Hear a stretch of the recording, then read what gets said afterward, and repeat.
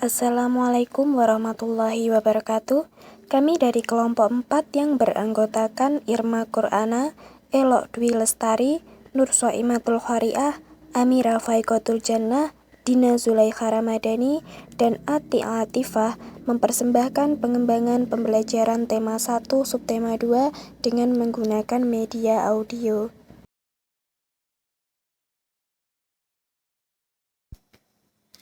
Pertama, kita akan mempelajari tentang aktivitas-aktivitas manusia yang memanfaatkan organ manusia secara rinci. Organ merupakan kumpulan jaringan yang memiliki satu fungsi atau lebih. Sistem organ pada manusia merupakan sekumpulan organ yang saling mendukung dan bekerja sama agar tubuh tetap berfungsi sebagaimana mestinya. Organ tubuh manusia terbagi menjadi dua, yaitu organ dalam dan organ luar. Kali ini kita akan membahas aktivitas-aktivitas manusia yang memanfaatkan organ luar manusia. Yang pertama yaitu mata atau indera penglihat. Aktivitas yang dapat dilakukan dengan mata yaitu melihat televisi, melihat pemandangan, dan masih banyak lagi. Yang kedua yaitu organ gerak atau tangan dan kaki. Aktivitas yang dapat dilakukan oleh organ gerak ini adalah berlari, menaiki tangga, mengambil makanan, mengayuh sepeda, main lompat tali, dan lain-lain. Yang ketiga yaitu hidung atau indera pencium. Aktivitas yang dapat dilakukan oleh organ hidung yaitu mencium aroma makanan, mencium bau parfum, dan lain-lain. Yang keempat yaitu organ telinga. Aktivitas yang dapat dilakukan oleh organ telinga yaitu mendengarkan radio, mendengarkan percakapan dari lawan bicara, dan lain-lain. Yang terakhir yaitu mulut. Aktivitas yang dapat dilakukan oleh mulut yaitu membaca tulisan, berbicara dengan teman, dan juga makan. Selanjutnya yaitu menentukan ide pokok setiap paragraf dalam sebuah artikel. Ide pokok adalah masalah utama yang dibahas dalam suatu paragraf. Nama lain dari ide pokok antara lain pokok pikiran, pikiran pokok, gagasan utama, gagasan pokok, dan pikiran utama. Cara sederhana untuk menentukan ide pokok bisa dengan mengajukan pertanyaan, paragraf tersebut membahas tentang apa? Nah, cara menentukan ide pokok. Ada beberapa cara menentukan ide pokok secara sederhana. Yang pertama yaitu dengan mengambil kalimat utama. Cara ini adalah cara termudah dalam mencari ide pokok. Ide pokok bisa diambil langsung dari kalimat utama. Namun ada juga beberapa kalimat utama yang tidak bisa dijadikan ide pokok. Jadi, kalimat utama bisa jadi suatu ide pokok, tetapi ide pokok belum tentu kalimat utama. Nah, inilah paragraf yang ide pokoknya bisa diambil dari kalimat utama. Buah kedondong memiliki berbagai manfaat. Buah ini bisa dijadikan bahan rujak yang lezat. Buah ini juga bisa dijadikan manisan. Buah yang rasanya masam ini juga bisa dijadikan obat batuk dengan cara makan daging buahnya yang sudah dicolek atau dilumuri kecap. Kalimat utama paragraf tersebut yaitu kalimat pertama, yakni buah kedondong memiliki berbagai manfaat. Ide pokok sama dengan kalimat utama, sehingga ide pokoknya adalah buah kedondong memiliki berbagai manfaat. Nah, cara yang kedua yaitu dengan mengurangi kata-kata dalam kalimat utama yang tidak perlu. Dengan cara ini, kita tinggal mencari kalimat utama, kemudian mengurangi kata-kata yang tidak perlu, sehingga menjadi lebih ringkas. Contohnya, Buah kedondong memiliki berbagai manfaat. Buah ini bisa dijadikan bahan rujak yang lezat. Buah ini juga bisa dijadikan manisan. Buah yang rasanya masam ini juga bisa dijadikan obat batuk dengan cara makan daging buahnya yang sudah dicolek atau dilumuri kecap. Kalimat utamanya adalah buah kedondong memiliki berbagai manfaat, sedangkan ide pokoknya yaitu kedondong memiliki berbagai manfaat. Cara yang ketiga yaitu dengan membalik kalimat utama atau menyimpulkan kalimat utama. Cara ini juga termasuk cara mudah dalam mencari ide pokok. Kita tinggal mencari kalimat utama, kemudian menyimpulkan menjadi ide pokok, atau bisa juga dengan cara membaliknya. Contoh, buah kedondong memiliki berbagai manfaat. Buah ini bisa dijadikan bahan rujak yang lezat. Buah ini juga bisa dijadikan manisan. Buah yang rasanya masam ini juga bisa dijadikan obat batuk dengan cara makan daging buahnya yang sudah dicolek atau dilumuri kecap. Kalimat utamanya yaitu buah kedondong memiliki berbagai manfaat. Ide pokoknya, manfaat buah kedondong, berbagai manfaat buah kedondong, dan khasiat buah kedondong. Yang keempat yaitu menyimpulkan isi paragraf.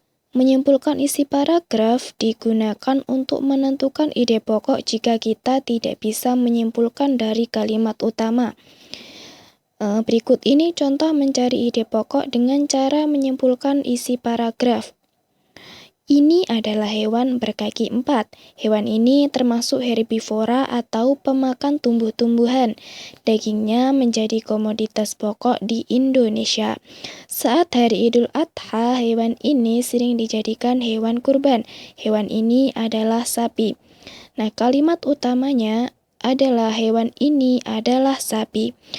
Paragraf di atas membahas tentang ciri-ciri sapi, sehingga ide pokoknya adalah ciri-ciri sapi. Pembelajaran kedua. Pelajaran pertama yaitu IPA, menyebutkan organ-organ pada manusia atau tulang-tulang pada manusia dan menjelaskan dengan baik.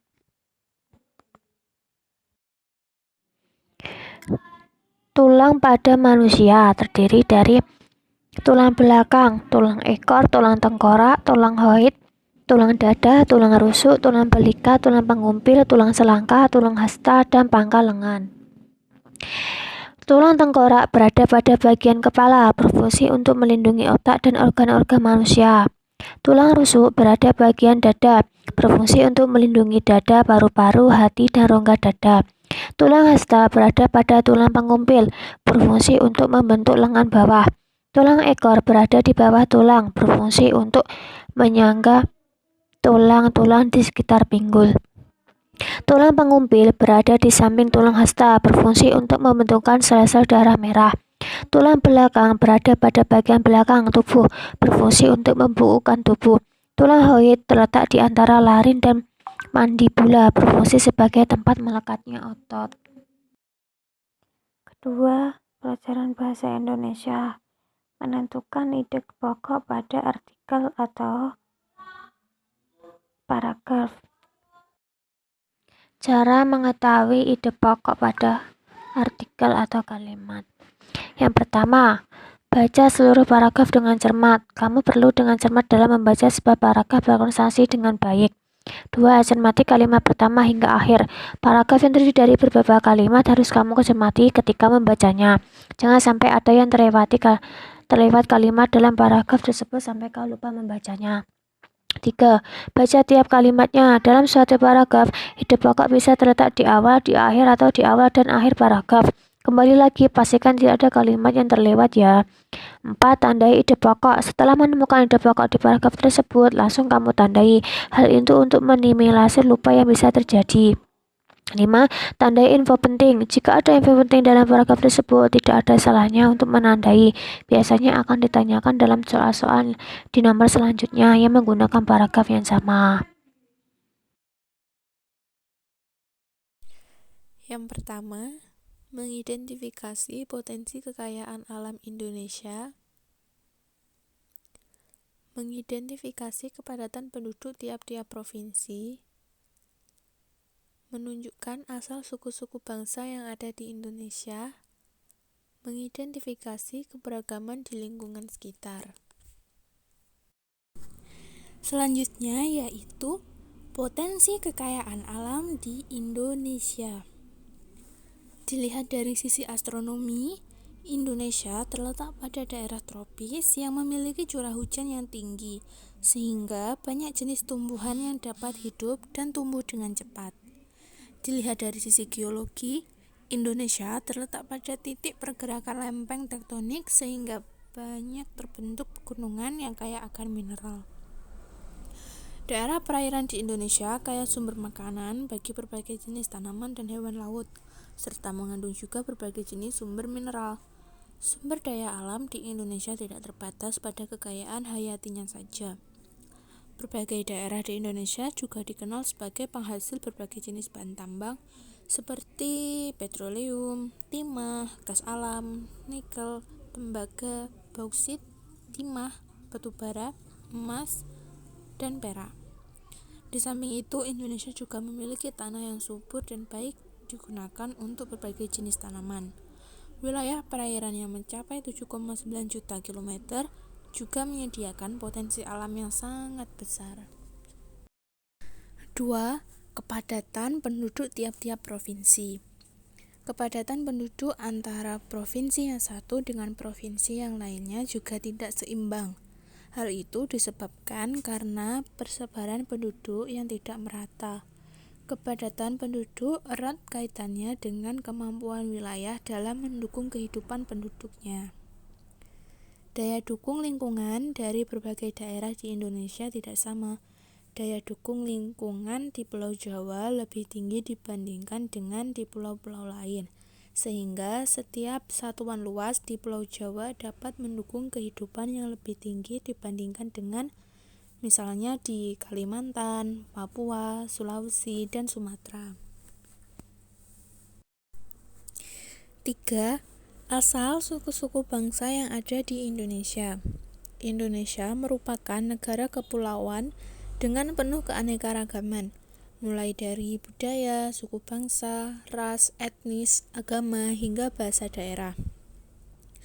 Suku bangsa merupakan golongan sosial yang ada di masyarakat, yang digunakan sebagai pembeda suatu golongan satu dengan golongan yang lainnya. Di Indonesia, suku bangsa yang ada terbagi sesuai daerahnya.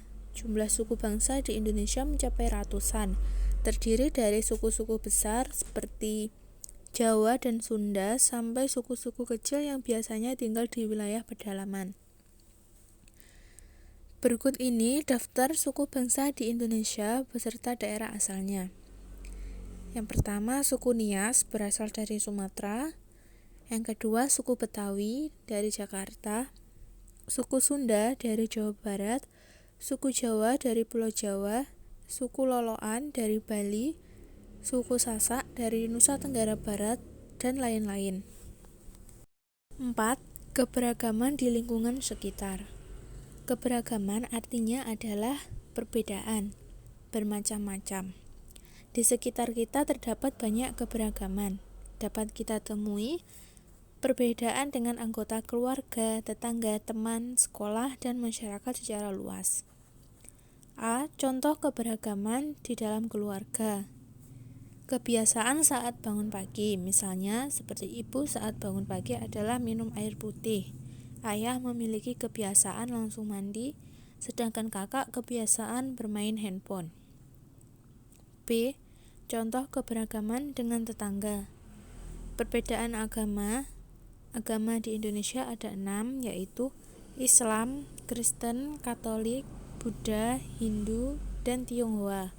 Perbedaan suku-suku di Indonesia contohnya yaitu suku Jawa, suku Batak, suku Bali, suku Madura, Sunda, Minangkabau, Asmat, dan masih banyak lagi. Contoh keberagaman dengan teman. Perbedaan kemampuan yang dimiliki, Misalnya, ada teman yang pandai matematika, sedangkan teman yang lainnya tidak. Ada yang pandai olahraga bulu tangkis, sedangkan yang lainnya tidak. Perbedaan sifat, ada yang sifatnya ceria, pendiam, pemalu, dan lain-lain. D. Contoh keberagaman dengan masyarakat secara luas.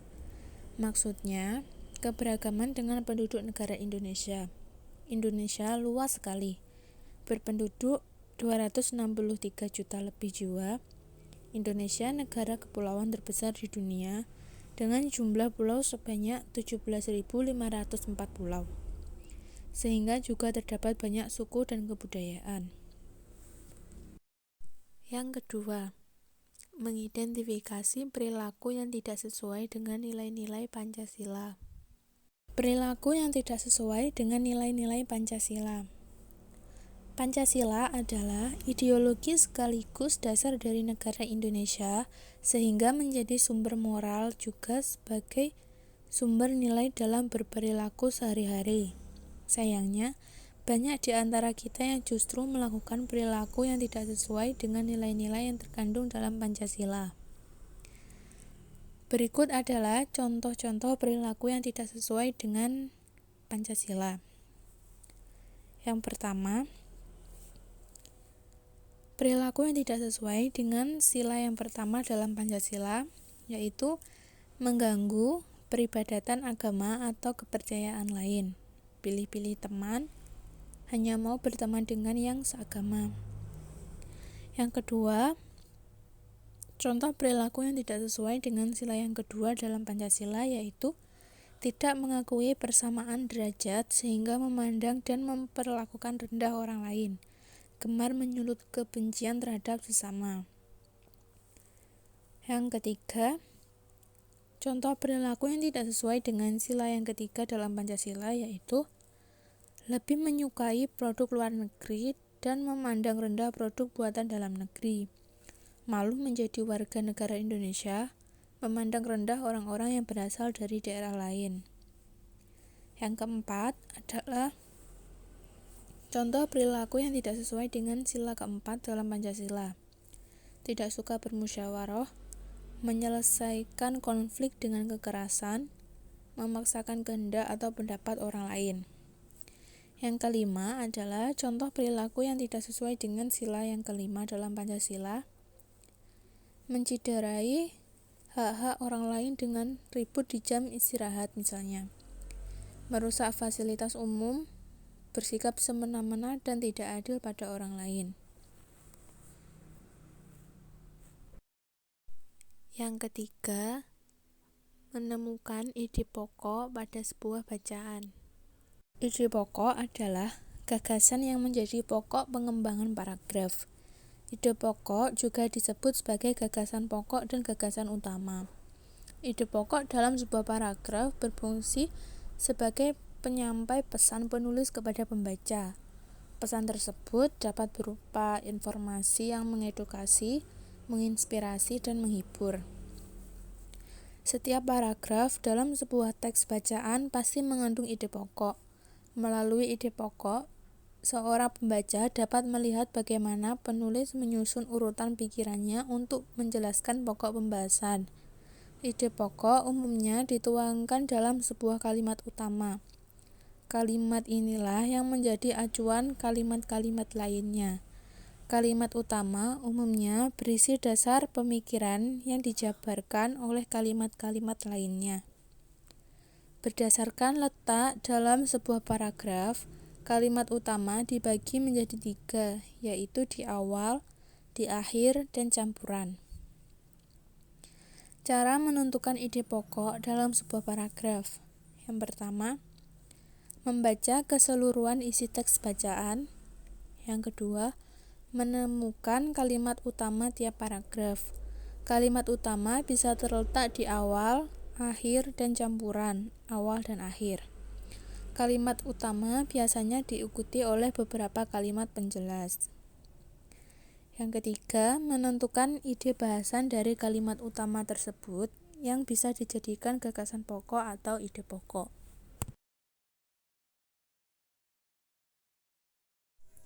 Yang pertama IPS, menyebutkan kondisi geografis pulau-pulau besar di Indonesia, mengidentifikasi kenampakan alam dan kenampakan alam buatan, menjelaskan kondisi iklim di Indonesia, dan mengidentifikasi keragaman flora dan fauna di Indonesia.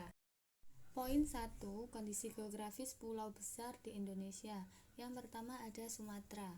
Pulau Sumatera merupakan pulau terluas kelima di dunia. Batas-batas Pulau Sumatera, sebelah barat ada Samudra Hindia, sebelah timur ada Selat Kalimata, sebelah selatan ada Samudra Hindia, dan sebelah utara ada Laut Cina Selatan dan negara Malaysia.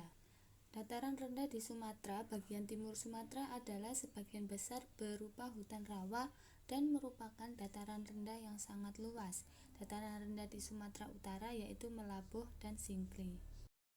Yang kedua Kalimantan. Kalimantan merupakan pulau terluas kedua di Indonesia. Batas-batas Pulau Kalimantan, sebelah barat ada Selat Kalimata, sebelah timur ada Selat Makassar, sebelah selatan ada Laut Jawa, dan sebelah utara ada negara Malaysia. Dataran rendah di Kalimantan, dataran rendah Kapuas, dataran rendah di antara pegunungan Muler dan Suwaner dengan pegunungan Meratus, dan dataran rendah Sungai Mahakam di sebelah timur. Yang ketiga Sulawesi. Di Indonesia, Pulau Sulawesi merupakan pulau terbesar keempat setelah Kalimantan, Papua, dan Sumatera. Batas-batas Pulau Sulawesi, sebelah barat ada Selat Makassar, sebelah timur ada Pulau Halmahera dan Laut Arafuru, sebelah selatan ada Laut Bali dan Laut Jawa, dan sebelah utara ada Laut Filipina. Dataran rendah di Provinsi Sulawesi Selatan terdapat di wilayah bagian selatan dan pesisir pantai seperti Maros, Pangkep, Baru, Parepare, Pinerang, Polmas, Majene, Mamuju, Ujung Pandang, Goa, Takalar, Jeneponto, Bantaeng, Bulukumba, Selayar, dan lain-lain. Yang terakhir Papua. Pulau Papua juga merupakan pulau terbesar kedua di dunia setelah Pulau Greenland yang ada di Denmark. Batas-batas Pulau Papua, sebelah barat ada Laut Arafuru dan Laut Banda. Sebelah timur ada negara Papua Nugini, sebelah selatan ada Samudra Hindia, dan sebelah utara ada Laut Filipina. Dataran rendah yang ada di Pulau Papua yaitu dataran rendah pesisir bagian selatan Papua, dataran rendah pesisir Arafura, dataran rendah pesisir Transvaal, dan dataran rendah pesisir Teluk Papua, dataran rendah pesisir barat Laut Papua. Poin kedua, kenampakan alam. Kenampakan alam yaitu kenampakan yang dibuat oleh Tuhan Yang Maha Esa. Contohnya sungai, gunung, danau, laut, dan lainnya. Sedangkan kenampakan buatan yaitu kenampakan yang dibuat oleh manusia. Contohnya bandara, pelabuhan, bendungan atau waduk, jalan raya, dan lainnya. Poin ketiga, kondisi iklim di Indonesia. Indonesia terletak tepat di garis khatulistiwa, sehingga Indonesia termasuk negara yang beriklim tropis. Negara-negara beriklim tropis hanya memiliki dua musim, yaitu musim hujan dan musim kemarau. Tahukah kamu, musim panas terjadi ketika temperatur di suatu negara mencapai angka tertinggi atau terpanas dalam satu tahun. Jadi, tolak ukur musim panas adalah temperatur, bukan curah hujan. Musim kemarau terjadi akibat curah hujan yang rendah, sehingga kata kemarau lebih mengarah kepada kering, bukan panas. Oleh karena itu, musim kemarau disebut juga sebagai musim kering. Keanekaragaman flora dan fauna Indonesia tentunya harus kita syukuri dengan menjaga dan melestarikannya. Bangsa Indonesia tentu akan mengalami banyak kerugian karena flora dan fauna tersebut memiliki fungsi dan peran masing-masing di alam. Di samping itu, manfaat bagi manusia juga akan hilang jika flora dan fauna tersebut punah. Besarnya keanekaragaman hayati di Indonesia berkaitan erat dengan kondisi iklim dan kondisi fisik wilayah. Suhu dan curah hujan yang besar memungkinkan tumbuhnya beragam jenis tumbuhan. Yang pertama, persebaran flora di Indonesia. Berawal dari pemikiran seorang zoologis berkebangsaan Inggris, melihat adanya keterkaitan antara tipe-tipe hewan dengan suatu wilayah. Pendekatan yang dilakukan ini dikenal dengan pendekatan biogeografi. Berdasarkan pendekatan biogeografi, kekayaan flora di Indonesia dibagi menjadi dua kelompok. Yang pertama kelompok Indo-Malayan dan kelompok Indo-Australian. Kedua kelompok flora tersebut dibatasi oleh garis Wallace dan garis Lydekker. Kelompok Indo-Malayan meliputi kawasan Indonesia Barat. Pulau-pulau yang masuk ke dalam kelompok ini adalah Sumatera, Kalimantan, Jawa, dan Bali. Flora Indo-Malayan didominasi oleh jenis meranti-merantian. Terdapat beberapa jenis rotan, serta memiliki berbagai jenis pohon nangka. Penyebaran flora di Indonesia sangat dipengaruhi oleh keanekaragaman hayati, serta posisi geografis Indonesia yang sangat menguntungkan. Jenis meranti-merantian merupakan kelompok tumbuhan yang banyak dimanfaatkan dalam bidang perkayuan. Beberapa jenis tanaman meranti antara lain keruing, mersawah, kapur, bangkirai, meranti putih atau melapi, meranti kuning, meranti merah, tengkawang, dan meranti batu. Yang kedua, kelompok Indo-Australian meliputi tumbuhan yang ada kawasan Indonesia Timur, pulau-pulau yang termasuk dalam Nusa Tenggara, Maluku, dan Papua. Yang kedua, persebaran fauna Indonesia. Fauna Indonesia dapat dikelompokkan menjadi 3 corak yang berbeda, yaitu fauna bagian barat, tengah, dan timur. Garis yang memisahkan fauna Indonesia bagian barat dan tengah dinamakan garis Walaje, sedangkan garis yang memisahkan fauna Indonesia bagian tengah dan timur dinamakan garis Weber. Kedua, PPKN mengidentifikasi perilaku yang tidak sesuai dengan nilai-nilai Pancasila. Contoh perilaku yang tidak sesuai dengan sila pertama dalam Pancasila. 1. Mengganggu peribadatan agama dalam kepercayaan lain. 2. Pilih-pilih teman, hanya mau berteman dengan yang seagama. 3. Memaksakan agama yang dianut kepada orang lain. Selanjutnya, perilaku yang tidak sesuai dengan sila kedua dalam Pancasila. 1. Tidak mengakui persamaan derajat sehingga memandang dan memperlakukan rendah orang lain. 2. Gemar menyulut kebencian terhadap sesama. 3. Tidak toleran atas pendirian orang lain dan jauh dari sikap tenggang rasa. Selanjutnya, perilaku yang tidak sesuai dengan sila ketiga dalam Pancasila. 1. Lebih menyukai produk luar negeri dan memandang rendah produk buatan dalam negeri. 2.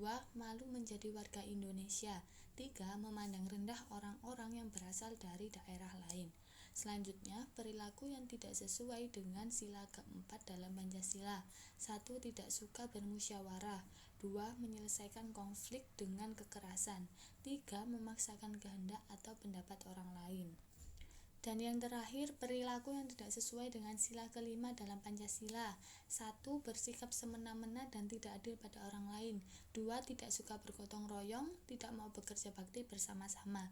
3. Boros, suka menghamburkan uang, dan pemalas. Dan yang ketiga, bahasa Indonesia menemukan ide pokok pada sebuah bacaan. Apa itu ide pokok? Ide pokok merupakan suatu bacaan bisa diperoleh dengan mengenali kalimat utamanya. Letak kalimat utama dalam sebuah paragraf bisa ada di awal, tengah, atau pada sebagian besar paragraf. Langkah-langkah menemukan ide pokok. Yang pertama, membaca teks bacaan dengan seksama, intensif, dan cermat isi paragraf. 2. Mencari kalimat utama dari bacaan yang diberikan. 3. Mengubah kalimat utama tersebut menjadi kalimat yang lebih kompleks. 4. Tandai informasi penting yang sesuai dengan bahasan pada kalimat utama pada bacaan. 5. Baca kembali bacaan dengan teliti sampai kamu menemukan ide pokok bacaan. 1. IPA menyebutkan macam-macam otot pada manusia. Macam-macam otot pada tubuh manusia. Dengan adanya otot, rangka tubuh Anda dapat digerakkan, karena otot merupakan alat gerak yang aktif, sementara rangka tubuh merupakan sistem alat gerak pasif. Setiap gerakan di dalam tubuh merupakan hasil dari otot yang berkontraksi. Tidak hanya gerakan, kontraksi otot juga membantu mengatur postur tubuh, stabilitas sendi, dan merupakan panas tubuh. Manusia sangat mengandalkan otot untuk menggerakkan anggota tubuh dalam beragam aktivitas. Satu hal yang menarik dari otot adalah otot selalu bekerja, bahkan ketika kita tidak sadar. Otot selalu bekerja. Ada lebih dari 650 otot yang ada di tubuh manusia. Dari sekian banyak otot yang dimiliki manusia, otot dibedakan menjadi 3 macam, yaitu otot polos, otot lurik, dan otot jantung. Yang pertama, otot jantung adalah otot lurik. Otot lurik khusus yang terdiri dari sel-sel memanjang dengan banyak inti yang terletak di pusat. Otot jantung seringkali disebut dengan otot istimewa karena hanya dapat ditemukan di jantung. Jenis otot ini dapat dikendalikan secara sadar. Otot jantung akan terus bekerja meski otak kita tidak menyuruhnya untuk bergerak. Otot jantung tetap melakukan kerjanya untuk bekerja dan bergerak. Saat otot jantung berkontraksi, darah akan dipompa keluar, sementara saat otot jantung relaksasi, darah akan kembali masuk ke jantung setelah bersirkulasi ke seluruh tubuh. Kedua, otot lurik. Otot lurik terbesar di seluruh tubuh. Otot lurik menempel pada kerangka melalui tendon. Sel-sel otot lurik berbentuk seperti tabung atau silindris dan memiliki inti banyak serta letaknya di pinggir. Panjangnya 2,5 cm dan diameternya 50 mikron. Jika dilihat dengan menggunakan mikroskop, tampak ada bagian yang gelap dan terang berselang-seling sehingga memberi kesan lurik. Otot ini disebut dengan otot serat lintang. Otot lurik dibedakan menjadi 3 macam, yaitu otot rangka, otot lurik, dan otot lingkar. Otot lurik bergerak berdasarkan perintah otak. Hal ini berarti kamu bisa dengan leluasa menggerakkan otot lurik. Yang ketiga yaitu otot polos. Otot polos terdiri dari sel-sel otot polos. Sel otot ini bentuknya seperti gelendongan. Di bagian tengah terbesar dan kedua ujungnya meruncing. Otot polos berarti di dinding organ internal manusia seperti pembuluh darah, saluran pencernaan, kandung kemih, atau rahim. Tak hanya itu, otot polos juga dapat ditemukan pada manusia. Otot polos bergerak secara teratur dan tidak cepat lelah. Jenis otot ini mampu bekerja walaupun kamu dalam keadaan tidur. Hal ini berarti otot-otot polos bekerja di luar kesadaran. 2. Bahasa Indonesia. Menentukan ide pokok tiap-tiap paragraf. Menulis sebuah cerita. Menentukan ide pokok paragraf. Ide pokok adalah topik inti pembahasan dari suatu paragraf yang terdapat dalam kalimat utama, sering juga disebut sebagai gagasan pokok atau gagasan utama. Ide pokok terdapat dalam kalimat utama. Selain itu, ada pula kalimat-kalimat penjelas yang berfungsi untuk menjelaskan gagasan. Cara menentukan ide pokok paragraf. Yang pertama, paragraf yang memiliki kalimat utama. Caranya cari isi dari kalimat utama itu sendiri. Yang kedua, menyimpulkan isi paragraf. Caranya simpulkan isi dari paragraf, kemudian cari ide pokoknya. Cara ini bisa dilakukan jika kalimat utama tidak berada di awal paragraf. Cara menulis sebuah cerita. Langkah yang pertama yaitu menentukan tema. Yang kedua, menentukan judul yang sesuai dengan tema. Yang ketiga, menyusun kerangka karangan. Dan yang keempat, mengumpulkan data lalu mengembangkan kerangka karangan. Menjelaskan isi sebuah gambar keterampilan. Langkah yang pertama, pahami apa yang ada di dalam gambar tersebut. Yang kedua, pahamilah maksud dari gambar tersebut. Selanjutnya, kembangkanlah imajinasimu tentang gambar tersebut. Dan yang terakhir, sampaikan tentang isi gambar tersebut dengan bahasa yang mudah dipahami orang banyak. Langkah-langkah membuat cover dari buku cerita. Mempraktekkan cara membuat cover buku sendiri sebenarnya mudah sekali. Ada berbagai macam aplikasi dan halaman web yang menyediakan template cover buku gratis. Tentu, cara-cara ini sangat memudahkan bagi para desainer pemula. Cara membuat cover buku ini bisa mengandalkan aplikasi ringan seperti Canva, PixArt, Word, dan Ponto. Untuk aplikasi berat dengan hasil memikat bisa dengan Photoshop dan CorelDRAW. Menggunakan aplikasi berat tidak membuat proses desain sulit dilakukan. Proses pembuatan cover buku menggunakan aplikasi berat dan harus dengan perangkat komputer, tidak serta-merta dimulai dari nol. Cara membuat cover buku ini mengandalkan template yang tersedia pada website penyedia desain cover buku gratis. Berikut ini adalah langkah-langkah membuat cover buku cerita melalui Canva. Langkah yang pertama, siapkan koneksi internet yang stabil pada perangkat yang akan digunakan untuk membuat cover buku. Yang kedua, buka website www.canva.com untuk memulai pada browser favorit. Yang ketiga, lakukan login atau sign up. Yang keempat, masuk dan pilih jenis desain sampul candle. Yang selanjutnya, pada halaman ini sudah tersedia banyak template lucu dan unik berbentuk layout untuk desain cover buku. Yang keenam, untuk memudahkan, pilih sesuai kategori cover buku yang akan dibuat. Yang selanjutnya, lakukan perbaikan atau pengeditan dengan gambar yang ada atau gambar yang sudah disediakan sendiri. Yang kedelapan, perbaiki font, ukuran, filter, dan perpindahan yang lainnya. Yang kesembilan, simpan dan bisa lakukan pencetakan. Dan yang kesepuluh, selesai. Pembelajaran yang keenam. 1. IPA pengetahuan menyebutkan macam-macam gerak otot pada manusia. Keterampilan menggambar organ gerak manusia. Pembelajaran yang keenam. A. Macam-macam gerak otot pada manusia. 1. Fleksi dan ekstensi. 2. Abduksi dan adduksi. 3. Depresi dan elevasi. 4. Supinasi dan pronasi. 5. Protraksi dan retraksi. Cara menggambar orang seluruh tubuh. 1. Step 1. Menyiapkan starter pak menggambar. 2. Step 2. Membuat kerangka tubuh. 3. Step 3. Membuat sketsa dasar dari bentuk geometris. 4. Step 4. Mulai membuat sketsa tubuh. 5. Step 5. Memberikan value lewat. 2. Bahasa Indonesia. Pengetahuan menemukan ide pokok pada tiap-tiap paragraf. Menyajikan. B. Cara menemukan ide pokok dalam paragraf. 1.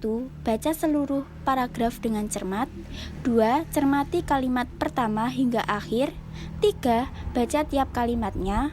4. Tanda ide pokok. 5. Tanda info penting. Menyajikan ide pokok dalam paragraf. Diagram yang digunakan untuk menyajikan ide pokok dari setiap paragraf adalah peta pikiran. Selain dalam bentuk diagram, peta pikiran juga dapat ditampilkan dalam bentuk daftar pertanyaan. Hal ini karena peta pikiran mencakup jawaban dari 6 kata tanya utama. 3. Seni budaya menggambar. C. Seni budaya menggambar. Pengertian menggambar. Menggambar dalam bahasa Inggris yaitu drawing adalah kegiatan-kegiatan membentuk imajinasi dengan menggunakan banyak pilihan teknik dan alat. Bisa pula membuat tanda-tanda tertentu di atas permukaan dengan mengolah goresan dari alat gambar. Media menggambar. Yang sering digunakan adalah pensil grafit, pena, krayon, pensil warna, kuas tinta, pensil konte, cat air, cat minyak, pastel, dan spidol. Bahan dan alat menggambar. 1. Kertas. 2. Alas gambar. 3. Bahan dan alat gambar. Macam-macam menggambar. 1. Menggambar ekspresi. 2. Menggambar bentuk. 3. Menggambar ilustrasi.